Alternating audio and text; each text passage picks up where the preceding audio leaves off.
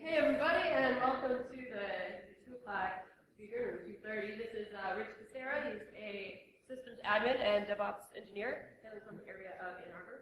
So it's about factors and victims.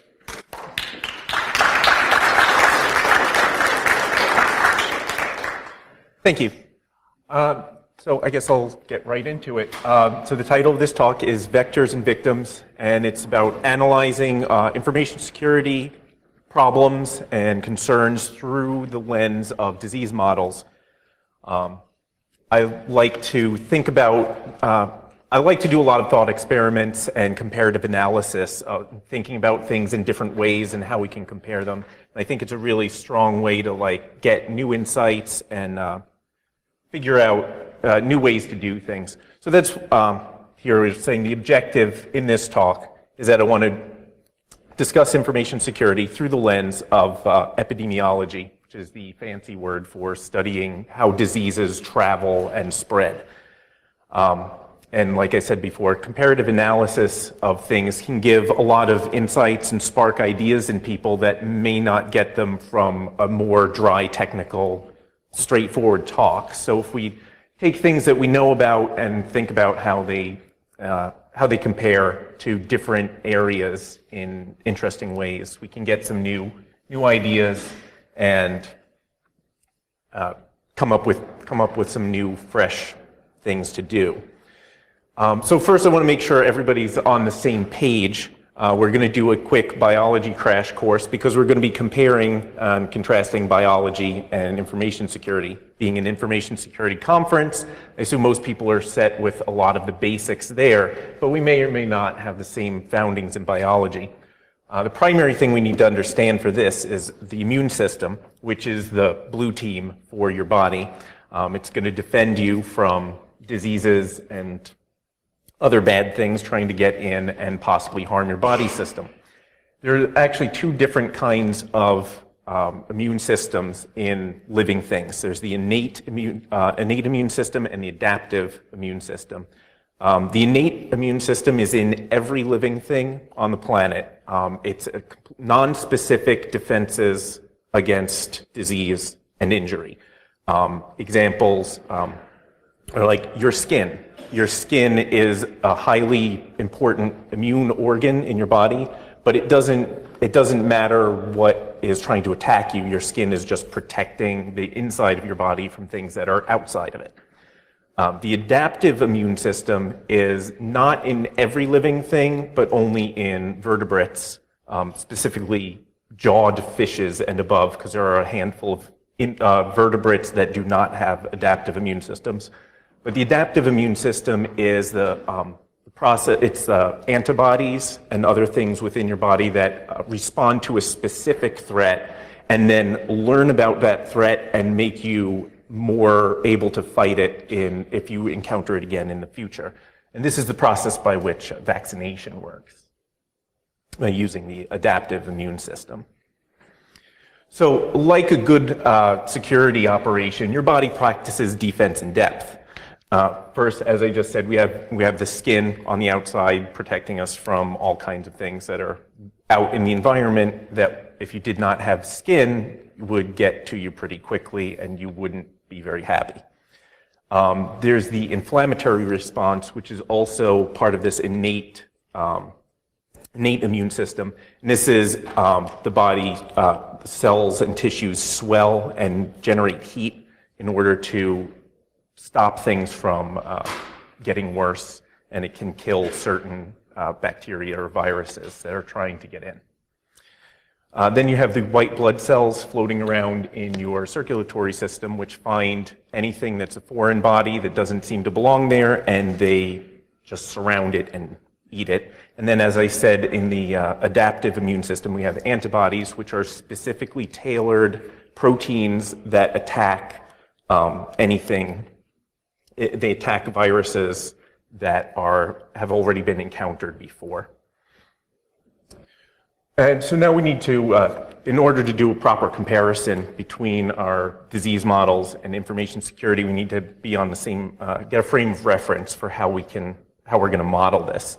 So we're going to say that a person, a body, is like a computer network or any organization. We have a whole bunch of different individual systems that are working together toward a common goal. In our case, it's living and succeeding as living things, trying to procreate often.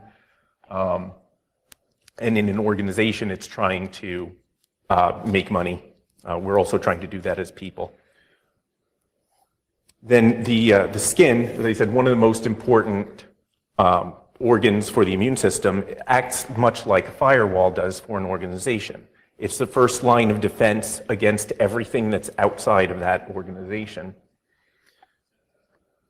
Then we go into this, within your body, you have nervous, circulatory, and lymphatic systems, which send communication signals from one area to another. This acts much like our networks.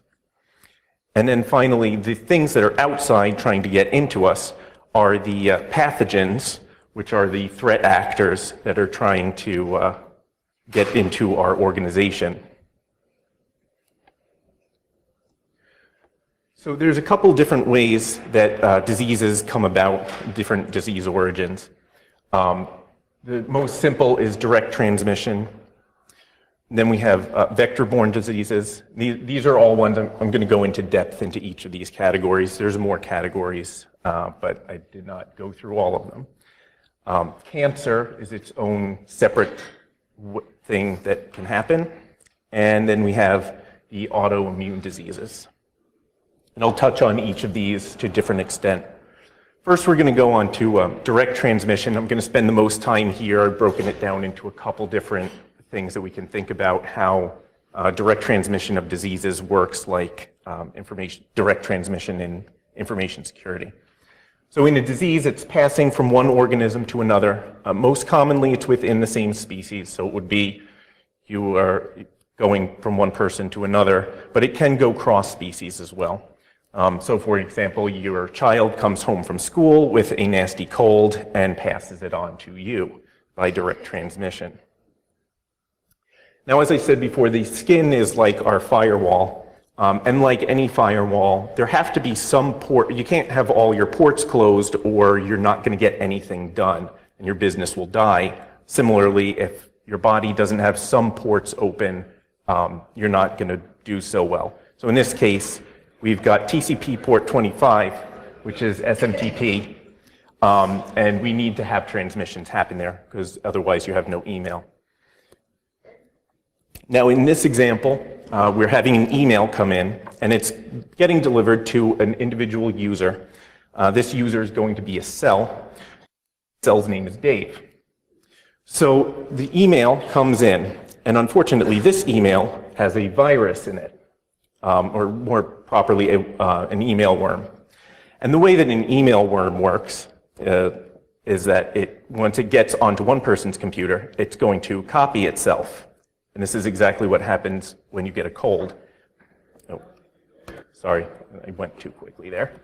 So the email copies itself and keeps making copies, and then it sends them all out as far as the eye can see, just like an email worm. Now in a cell, it fills up the cell with viruses until it explodes and sends the viruses out as far as the eye can see.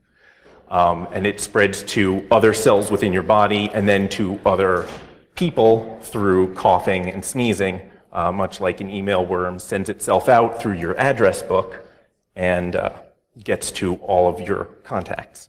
So like I said, this most resembles email worms, which are not to be confused with human worms, which are more like an APT, which I'm going to get into next. So email worms used to be a big deal like 10 to 20 years ago. They were very common, very harmful. Doesn't seem like they're around so much anymore, but wait, last week we just saw this. So it is still a threat.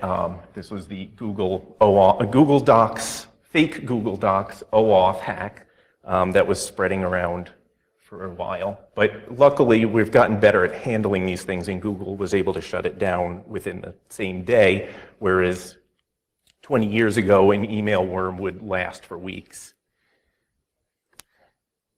And so in this framework of thinking about it, Our adaptive immune system, the antibodies that make a specific response to a virus that comes in, are much like an antivirus on your machines.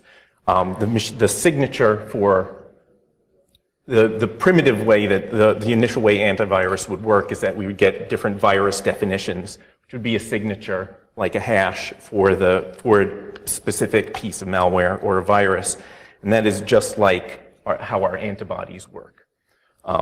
Nowadays, there are problems with that in that, so that was how they initially worked, and then the virus and malware authors learned to make polymorphic code that would change and adapt and create new signatures, so a simple signature definition wouldn't work anymore.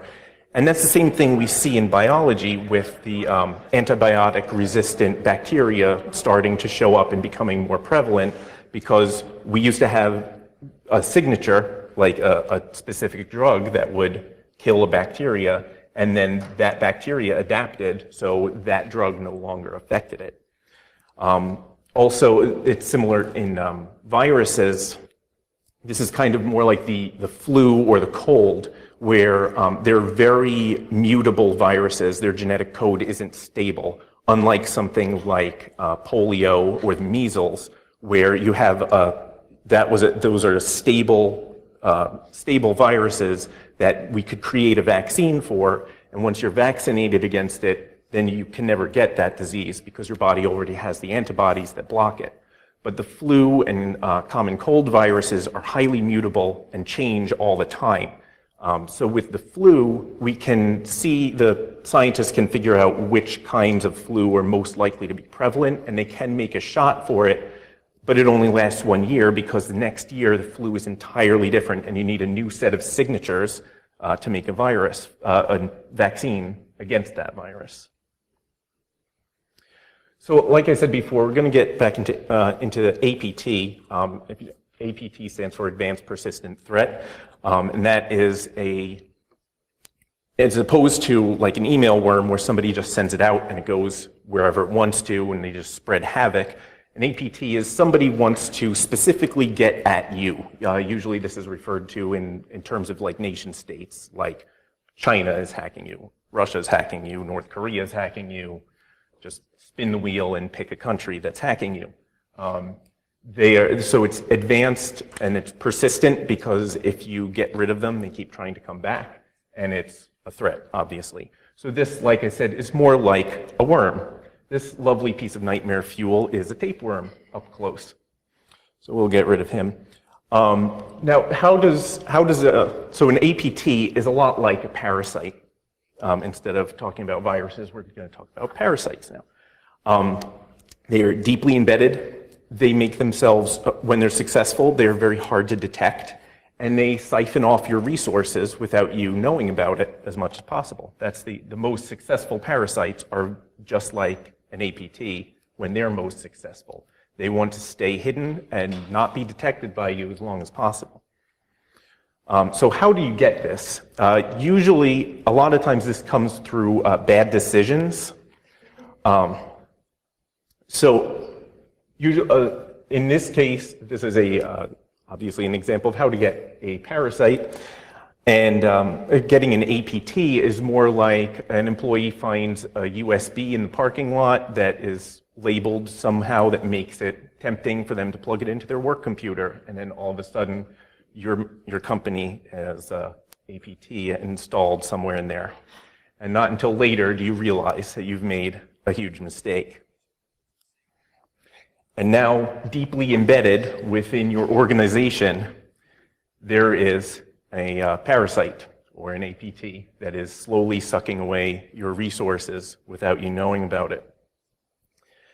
And so the question is, how do we solve this kind of problem? How do we prevent it from happening? This one, and I'm going to go back, this is going to be key in a lot of cases. Monitoring is vital to your security. If you're monitoring things really carefully, you have a really robust monitoring solution, you can detect anomalies that can lead you to these while they're still in their early stages and haven't had a chance to make a lot of damage.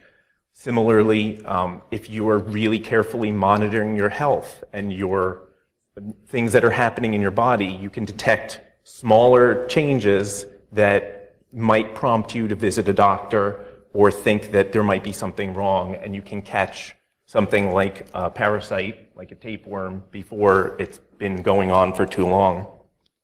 The other key thing is education.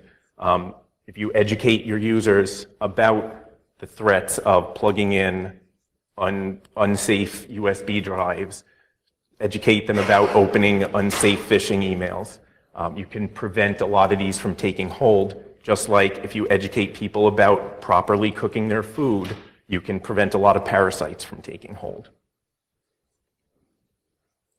So the next the next section within direct transmission I want to talk about is domain fronting. Domain fronting I'm going to compare to poisoning. You'll have to bear with me, it takes a little while to get here. So domain fronting is something that's a newer threat. It utilizes, there's a feature within TLS communications or over SSL called server name indication, or SNI. And it allows a client to specify a server that it wants to communicate with. And this is outside of your initial TLS packet. So the way that this works, the reason for this is that we have these large content distribution networks now that host multiple things behind a single access point, things like Amazon CloudFront. And so this what happened is that they were able to use this initially. People found that they could circumvent censorship with this, where if you were behind a repressive firewall that wasn't allowing you to see certain things, you could have your client specify a connection behind this endpoint, and the firewall's only looking at the outside of this packet that is saying, oh, I'm going to this Amazon CloudFront point. Well, that's allowed through because there's many legitimate resources behind there, but then the SNI part of the packet was not being introspected by the firewall, and that allowed a client to communicate directly with a server that the firewall may not have wanted them to be able to communicate with.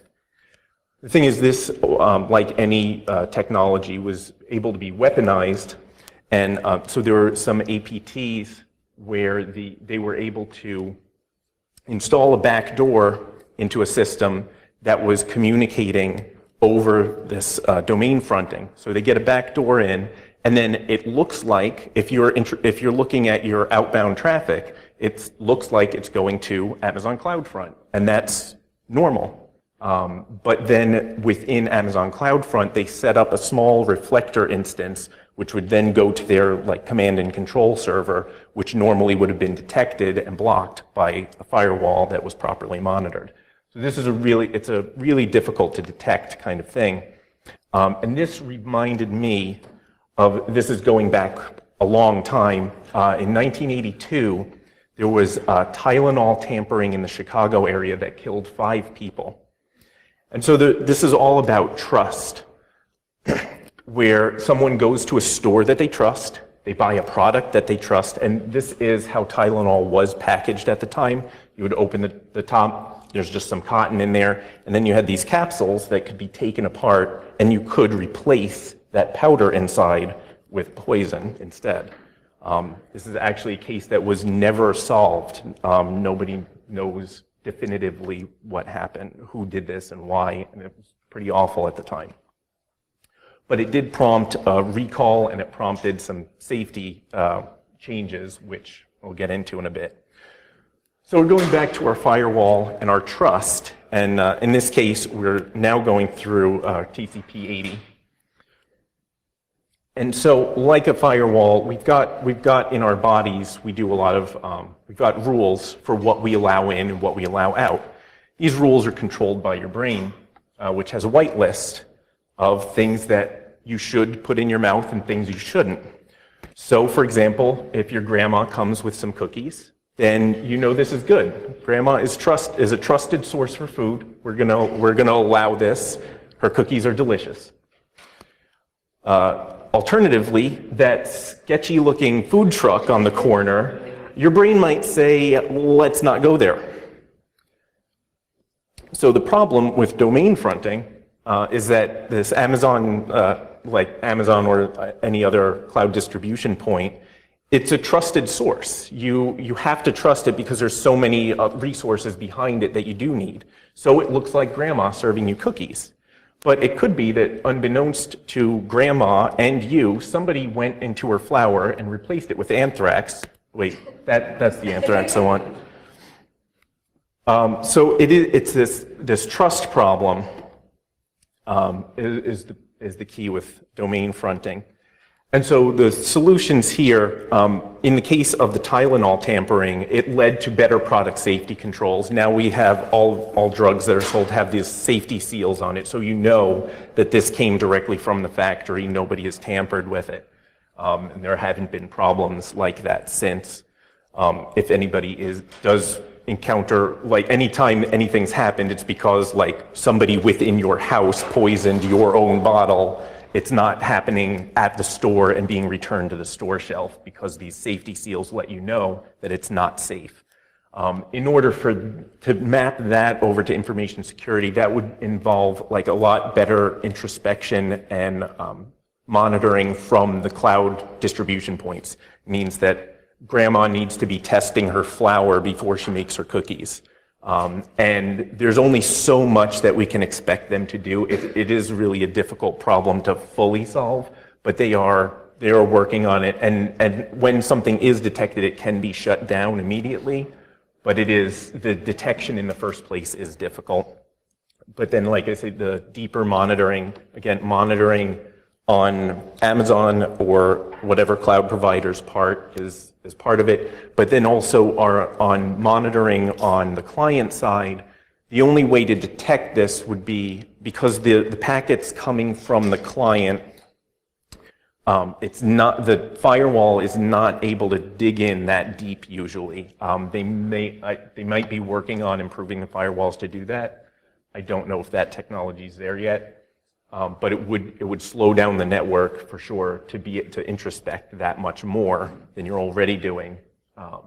But if we had more monitoring at the client side, so you put a firewall at the individual clients, you could catch this. But again, that's an expensive and a very technically intensive task to put in. So it's a pretty difficult problem to solve. So we're going to move on from the direct transmission to talking about vector-borne diseases.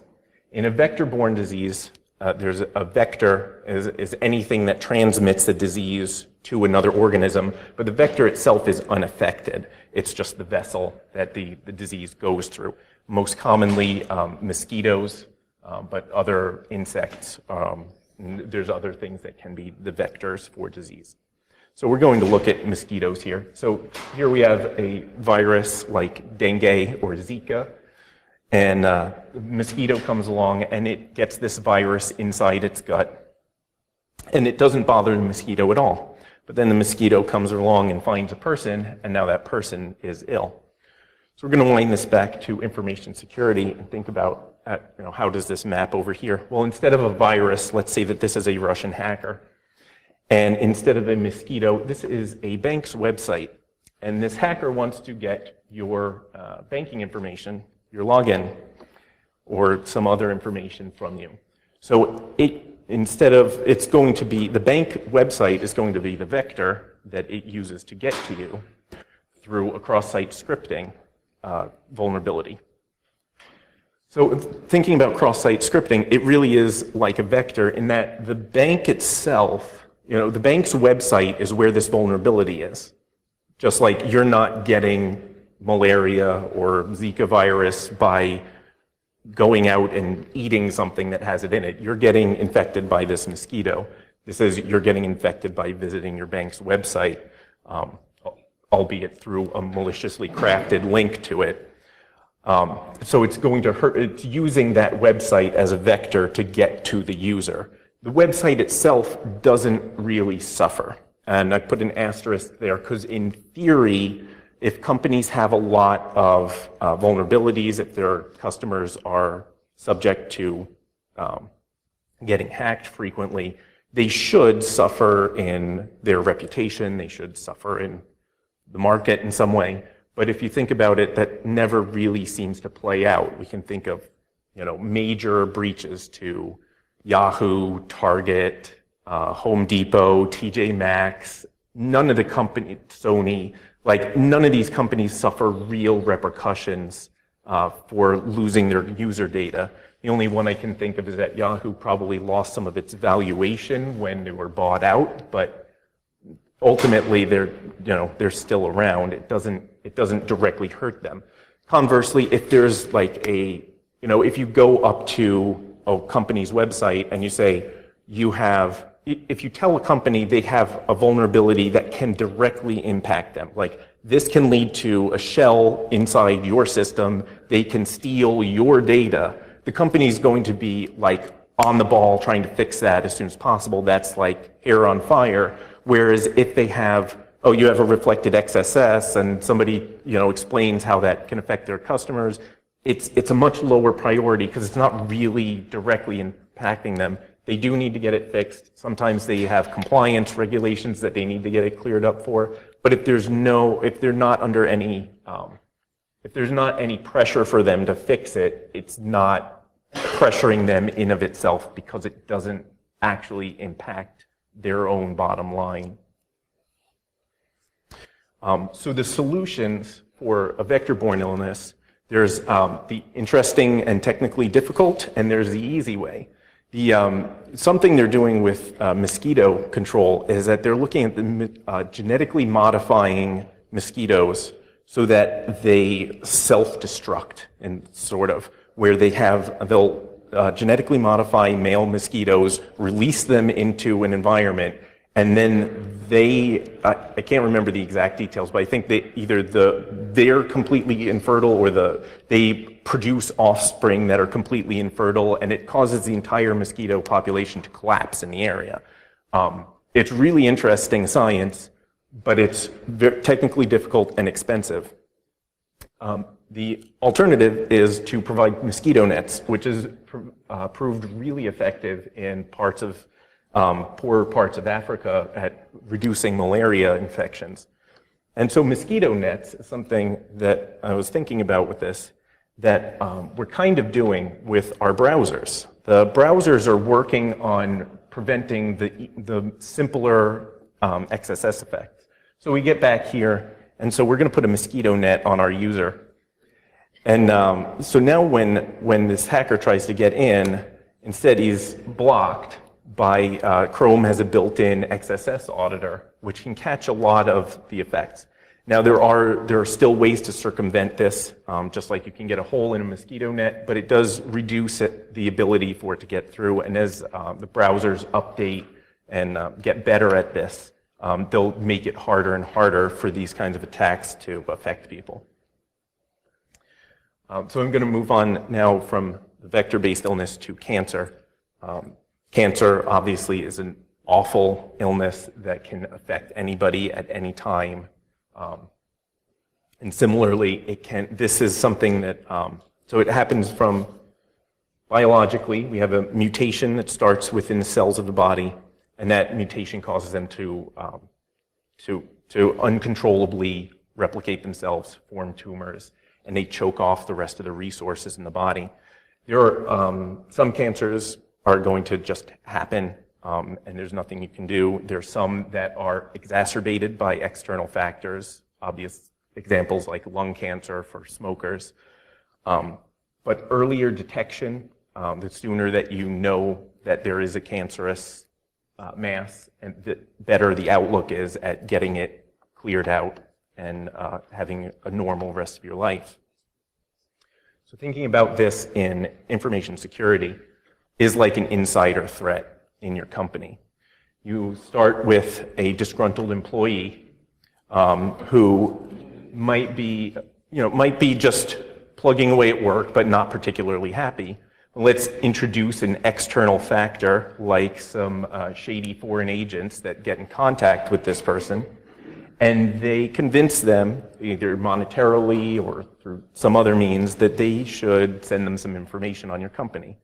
And they'll send them a little bit at first, and then more and more and more. And the longer it goes on, the worse it is for your company.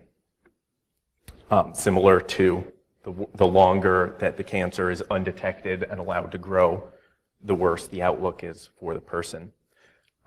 So just like cancer, there is no easy cure for an insider threat. We can screen personnel, we can monitor them, but there's always a risk that people are always the weakest link in an organization, and somebody could fall. And as I said before, monitoring.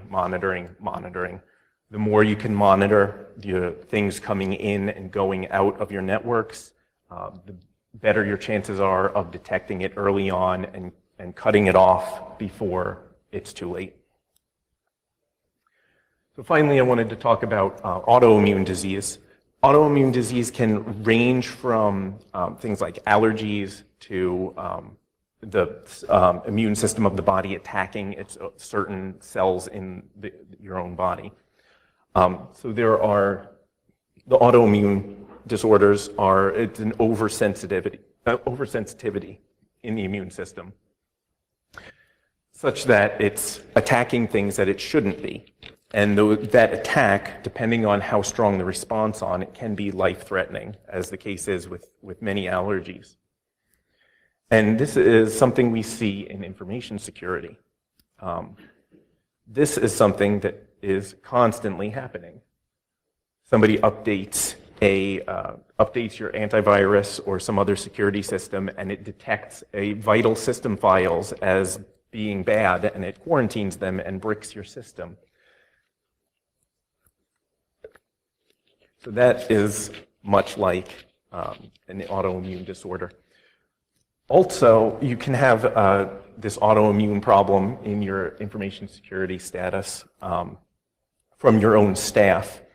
So let's say there is a vital part of your business, and you've got networking rules that allow people to get to different resources, and an administrator makes a mistake and blocks off access somewhere that needs access. Your company is not going to be doing well until you get that fixed.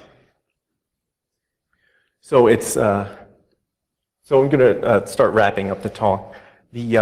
So like I've been talking about and doing this analysis, an organization and a human body there's a lot that is the same about them, that we need to, they're both trying to, keeping them healthy requires a lot of work, a lot of monitoring. You can choose to ignore these things, and you might be fine, but you might not. And the more that you can monitor, the more work and resources you can put into keeping your organization or your body healthy, the better your outcomes are going to be. Also, the other thing I wanted to say is with doing this kind of analysis is that being able to make these metaphors and talk about things in different ways is a really good way to communicate security information to different audiences. So if you're, say, on the red team and you've just done a pen test on a company, if you just hand them a list of vulnerabilities and walk away, they're not going to get a lot out of that. If you can communicate if you can communicate to them the way that the problems really affect them, they'll be more likely to fix them and keep them fixed. And being able to communicate that often takes reframing it through a different lens, like talking about diseases, because not everybody understands computers or information security, but most people understand what it's like to get sick.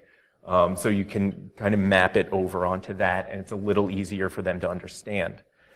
If you're on a blue team and you're trying to sell the company on why you need XYZ and it costs, $100,000, they might not want to give you that budget, but if you can really effectively communicate to those that are in charge of the budget why it's really important for your company to have this to keep your company healthy, they might be more on board. And so that's where I'm going to end it. If there's any questions or comments. Yes. How did you come up with all of these different? How did you come up? Is it working? Hey, how did you come up with all these different examples? And have you given something like this before? I was just like, wow, yeah, that would. It's like a virus. I get it. Yeah. Well, this is the first time I'm giving this talk, so I haven't done this before. But I don't know. It's just something that I always like to reframe things and think about them in different ways that I can communicate it to a wide audience. And yeah, I've been working on this talk for the past few months, trying to get it into shape, and so I've come up with the different examples along the way.